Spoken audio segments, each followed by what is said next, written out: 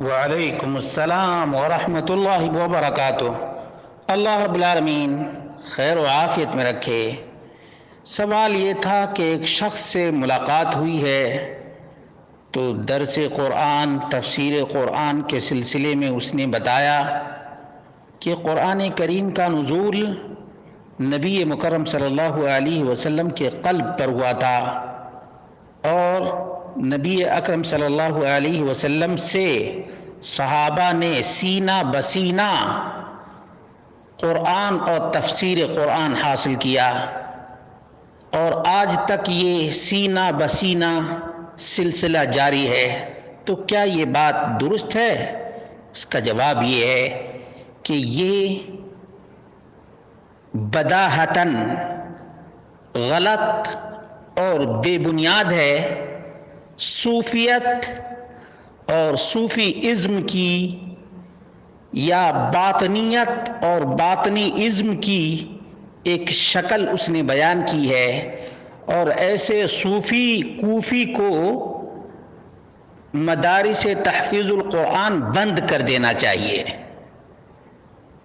اور قرآن کی جو طباعت اور پرنٹنگ ہو رہی ہے اس کو بھی بند کر دینا چاہیے۔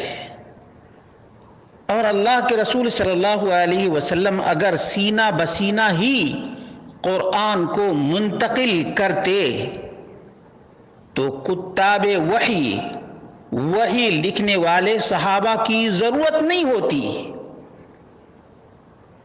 اللہ کے رسول صلی اللہ علیہ وسلم کے صحابہ قرآن کریم لکھا کرتے تھے۔ نبی اکرم صلی اللہ علیہ وسلم وحی کی آمد کے بعد کاتب وحی کو بلاتے تھے اور لکھواتے تھے۔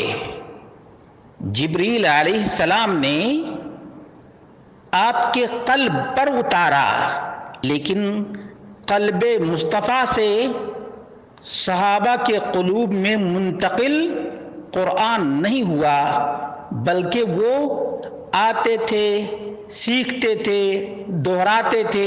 خود نبی اکرم صلی اللہ علیہ وسلم دہراتے تھے، یہاں تک کہ جب بکثرت دہرانے لگے تو اللہ رب العالمین نے فرمایا لا تحرک به لسانک لتعجل به ان علینا جمعہ وقرآنہ۔ اللہ رب العالمین نے اطمینان دلا دیا کہ قرآن کریم کو جمع کرنا اور پڑھانا رب کائنات کی ذمہ داری ہے۔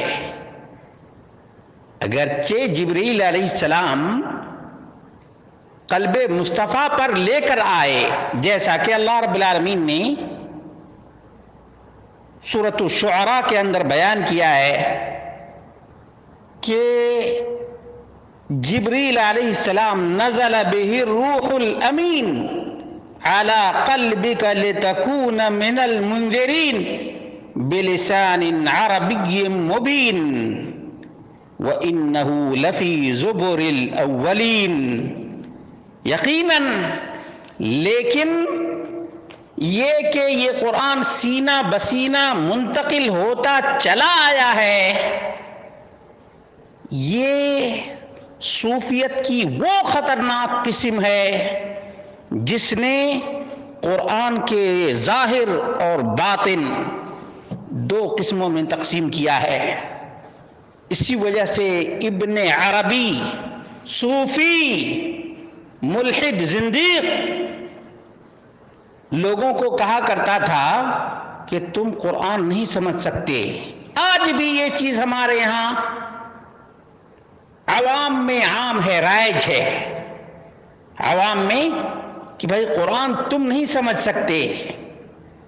یہ صوفی لوگ جو گدھے کھوتے سب کو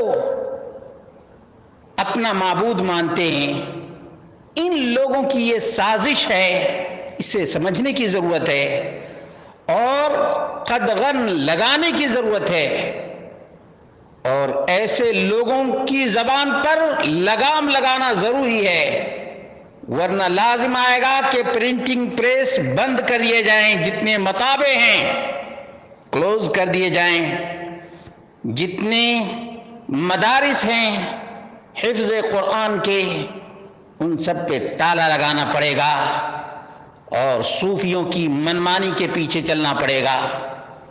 یہ بہت ہی ڈینجرس اور خطرناک سازش ہے۔ اس لیے مسلمانوں بیداری کا ثبوت دو اور اس قسم کی باتیں جو کرے فوراً اس سے کہو یہ قرآن کی طباعت، قرآن کی پرنٹنگ تمہاری نظر میں غلط ہے، سینہ بسینہ یہ کیسے آ سکتا ہے؟ یقیناً قرآن حفظ بھی کیا جاتا ہے، صدور میں بھی قرآن ہے، سطور میں بھی قرآن ہے، مصاحف میں بھی قرآن ہے۔ حفاظت کے بہت سے ذرائع اللہ رب العالمین نے رکھے ہیں۔ آج یہ قرآن موبائلوں کے اندر، کمپیوٹر کے اندر، لیکن یہ کہنا کہ یہ سینہ بسینہ، یہ بہت ہی خطرناک پلاننگ کا نتیجہ ہے۔ اللہ رب العالمین سے دعا کرتے ہیں اللہ رب العالمین ایسے باطنی، صوفی اور باطنی ازم کے پرچارک کے تمام تر ہتھ کنڈے سے امت مسلمہ کو محفوظ رکھے۔